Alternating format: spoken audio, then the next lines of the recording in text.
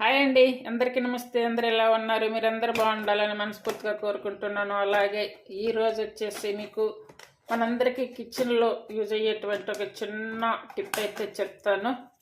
మీకు నచ్చితే కనుక ఫాలో అవ్వండి. ఇప్పుడు మనం మామూలుగా బయట ఆర్డర్ పెట్టుకుంటాం కదా, ఏమైనా ఫుడ్ ఆర్డర్ అలా వస్తుంది కదా, బిర్యానీ డబ్బాలు అలా. చూడండి, ఈ డబ్బాలని వేస్ట్గా పడేయకుండా మీకు ఇప్పుడు ఇది ఎలా యూజ్ చేయాలనేది అయితే నేను ఈ వీడియోలో చూపిస్తాను. చూడండి, కిచెన్లో ఉండి ప్రతి ఒక్కరికి చాలా యూజ్గా ఉంటుంది ఈ వీడియో అయితే. ఇప్పుడు ఈ డబ్బా ఉంది కదా, ఈ డబ్బాకి ఏదైనా ఒకటి మనకి ఐరన్ది కానీ లేదా ఏదైనా మనకి ఇంట్లో మనకు అందుబాటులో ఉన్నది తీసుకొని ఇప్పుడు దీనికి అంతా కూడా ఇలా హోల్స్ పెట్టేయాలి. చూడండి, ఇలా కనిపిస్తుంది కదా, ఇలా హోల్స్ పెట్టేసుకోవాలి.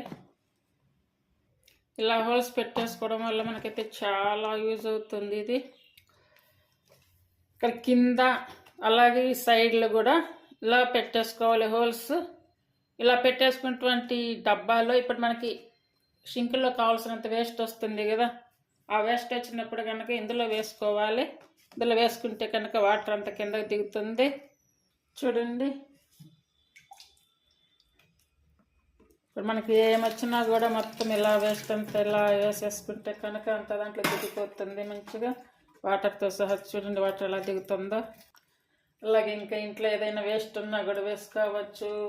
ఎట్లా షింక్ వేస్టేజ్కి కానీ అలాగే ఇంట్లో ఇట్లా మనకి కూరగాయలు తరిగినప్పుడు అట్లా వేస్టేజ్కి కానీ అన్నిటికి కూడా చాలా యూజ్ అవుతుంది. అంతా కూడా ఇలా పడేసుకోవచ్చు ఇందులో వేసేసుకుంటే కనుక. ఆ షింక్ హోల్స్కి అడ్డం పడకుండా మంచిగా ఉంటుంది. ఇది చాలా యూస్ఫుల్ వీడియో, అందరు కూడా ట్రై చేయండి.